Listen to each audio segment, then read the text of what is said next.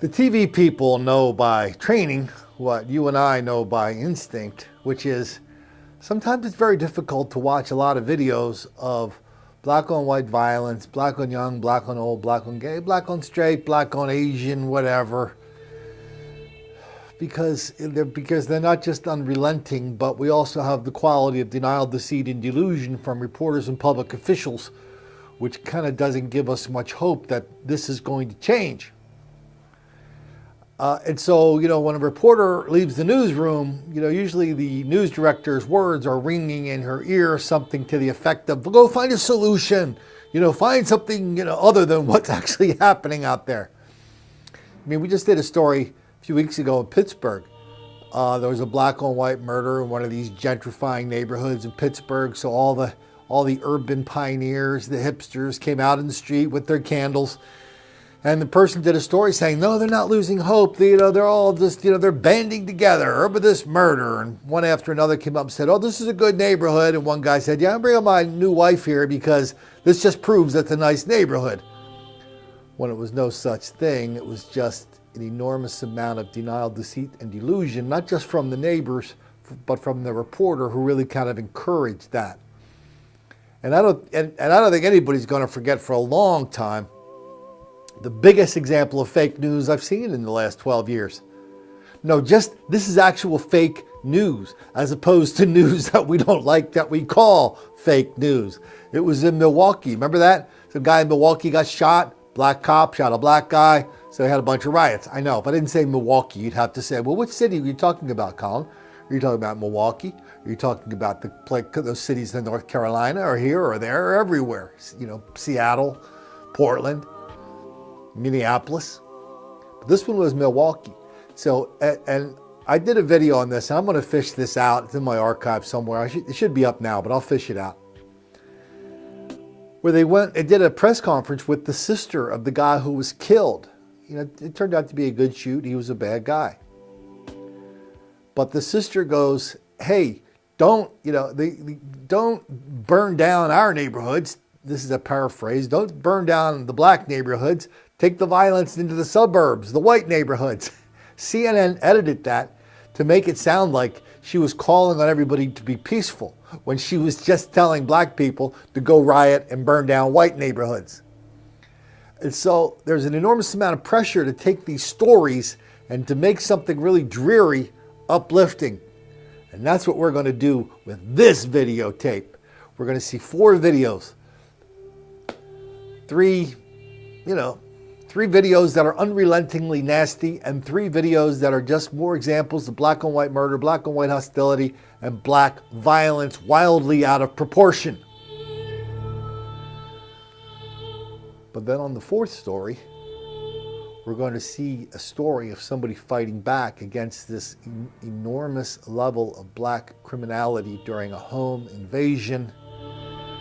And I'm not saying we should take joy at what happened in the 4th story, but I'm awfully damn glad if somebody had to die, it was the people who died as opposed to the people who did the shooting. There's a spoiler alert. We're living in a day now where you have to make a choice. Pastor Orrin Quick's sermon echoed on South Main Street Sunday morning, The only thing that's going to stop people is people. calling for an end to violence in High Point. He was a good man. I mean, he's been in this community for years. Police say Saturday afternoon, 66-year-old Jack Little was shot and killed at Whetstone Army and Navy surplus. Here's an old photo the family shared with us. A customer found him behind the counter. Police confirming guns were stolen from the store. He was a very down-to-earth kind of person, but he was a person that you could talk to. Quick, just next door, remembers Jack's generosity. I used to do a lot of preaching outside, and he said, look, you can use my property anytime. He's that kind of person. And everybody we spoke to loved his character.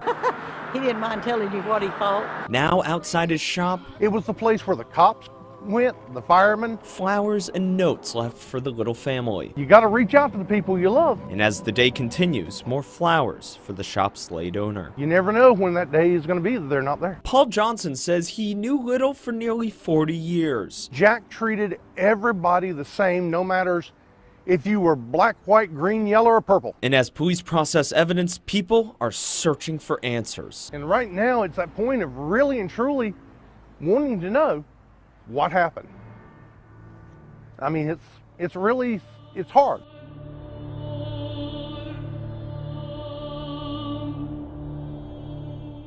Candace, we're on top of breaking news from overnight out of Ashland, where an arrest has been made in the shooting death of a 25-year-old woman in a Walmart parking lot. This is 24-year-old Brittany Wiggins. She faces first-degree murder charges and the shooting death of 25-year-old Ashley Frick. Allison Orlean joining us live outside of the Walmart where the shooting happened with more on these latest developments. Allison, good morning. Good morning, Eric and Carlo. Well, police say that Brittany Wiggins is responsible for the shooting death of 25-year-old Ashley Frick here at the Walmart in Ashland. Police found Frick's lifeless body inside her car here on Saturday, and that's when the investigation into this crime began. Take a look at your screen. This is some of the surveillance video that police actually used to find the suspect. You can see a person walking in and out of the Walmart store. That person may have been Brittany Wiggins. Police say an argument between Wiggins and Frick on Saturday may have led to the shooting. Wiggins is being charged with first-degree murder, use of a firearm in the commission of a felony, and shooting into an occupied vehicle. She is being held at Pamunkey Regional Jail. And the question this morning still remains, what was the motive for this shooting? Was this a random act, a robbery gone wrong? Did Wiggins and Frick know each other? These are all questions that we continue to ask police and that will continue to follow today and update you throughout the evening. General arrangements have been made for the Durham convenience store owner shot and killed in an attempted robbery. Police say it happened Tuesday morning at the Family Fare store on Guest Road, and that's where CBS North Carolina's David Hurst is tonight with more on how the victim is being remembered. David? Yeah, Sean, Sharon, a memorial is growing here outside the store where 41-year-old John McNeil worked, and he also owned the store as well. People tell us that John Pruitt was working here when he was shot and killed early Tuesday morning. Now, customers who frequented this store often are saying they're shocked over his death and even more surprised by who police say is responsible. He was a wonderful person, wonderful person. Those who visit the Family Fare convenience store often say it will not be the same without John Pruitt behind the counter. You know, it's like a big teddy bear, you know, he's real big, you know, but he's real sweet, you know, real nice, sweet person, you know, real kind. Pruitt owned the store with his two sisters and was opening the store Tuesday morning when, according to a 911 call, a masked man walked in and shot him. The caller's voice has been altered. I pulled up, the guy walked in the store, he pointed a gun at him, I heard the shots and I left. Police have charged 16-year-old Jarrell Paylor with Pruitt's murder. They say Paylor was also shot and he will be booked into jail after he's released from the hospital. It's unreal with a 16-year-old running around here with a gun. Police say they cannot confirm whether or not Pruitt was the one who shot the 16-year-old, but friends say Pruitt had recently started bringing his gun to work. They had been robbing people out here and that he was going to bring his gun up. He was scared. And as more customers find out about Pruitt's death, the memorial and their grief grows for the beloved convenience store owner. He was just a very nice man, and I was so heartbroken to hear about what happened to him and the family. Tonight, 4 people under arrest accused of a vicious attack on a woman in Miami. What's even more disturbing is the woman's son was with her the entire time. CBS 4's Peter Dench is live in Key Biscayne with the story. Peter. Buda Bay police say this is where this horrible story ended up in the Crandon Park area, where one suspect threatened to kill the victim and her 4-year-old son. Detectives say the suspects took turns assaulting the victim and even pistol whipped her. Police say one of those involved in this attack was a woman. Very serious charges. Yes. It says armed sexual battery, 2 counts of kidnapping, strong-arm robbery.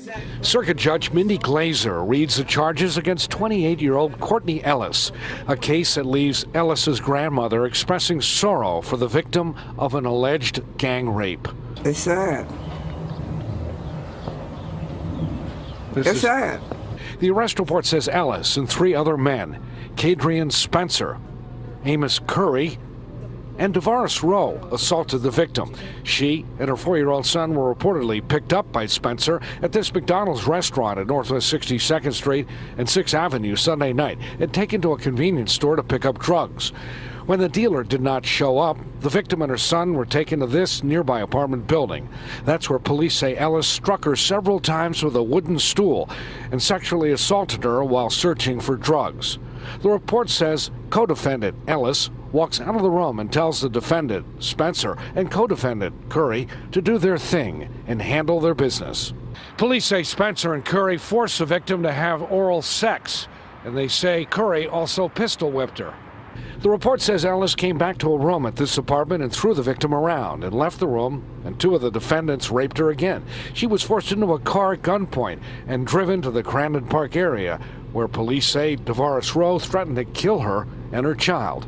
In court, all the suspects were given the same stay-away order by Judge Glazer. Ma'am, you're ordered to stay away from the victim, whose initials are MV. No contact with the victim, either directly, indirectly. Now, the police report also says that Courtney Ellis stole the victim's wallet and cell phone. Ellis, who coincidentally turned 28 today, has denied the allegations against her. All those charged in this case are being held without bond. Absolutely. We've just learned the name of the deceased. He was 24-year-old Rasheen Hall Briggs, and he was pronounced dead here in the front yard by the paramedics on scene. Now, we did speak with the 24-year-old son off camera, and he said he was in his bedroom at the time. He heard a commotion and then saw a gun in his mother's face. He told me that he got his gun, which he says was registered, and he shot the suspects to protect his mother. I don't want to say you get what you deserve, but you just don't run up in nobody's house. That's what neighbor Victoria Escantrillas had to say about the home invasion and shooting just a few doors down from her home on Perrin Drive in Pine Hills. When Orange County Sheriff's deputies arrived, they found a body on the outside and a frightened female homeowner inside. The woman told detectives. Shortly before 10:45 this morning, two black males broke in the house. It was a home invasion. One of them held a gun to her head and made demands. Her son happened to be in the residence, ran and got a gun, and fired in self-defense. Her son told us off camera he had no choice but to shoot the suspects. A gun was pointed at his mother. One suspect died in the front yard. The other, with these evidence markers showing the way, left a blood trail, got into a car, and drove to Florida Hospital in Winter Park. Investigators say he was transferred to ORMC in critical condition. The homeowner told us off camera this isn't the first time someone broke into her home. Her neighbor says several homes have been broken into here. And all of us are afraid. And I don't know if my life going to be in danger for telling this, but it's scary. Everybody in this neighborhood is afraid because I've called police 3 times. This poor lady done got beat up. They beat her up. This is the second time. Now, even the young man who shot the suspects, a 24-year-old son, says at least 7 homes have been broken into in this neighborhood. He says that he's sorry that this had to happen because someone's son is now dead.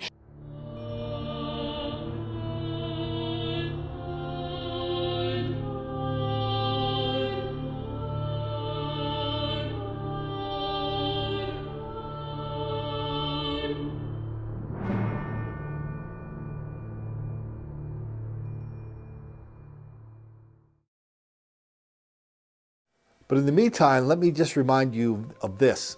Okay, so sometimes the sledding around here is pretty hard and it's hard for people to watch these things. Okay, that I get. But I'll also tell you that we can take some satisfaction in the fact that a lot of people are watching these videos. A lot of new people are watching these videos. A lot of people are telling their friends about them. A lot of people are starting to attack this enormous lie of black victimization, the greatest lie of our generation. And okay, could it be happening faster? Yes. Could my videos be having the same amount of views that Beyonce gets when she takes her little kid out for a walk in the park? Yes. Are we getting closer to that? Yes. Is that making the black kids angry as hell? Oh, hell yes.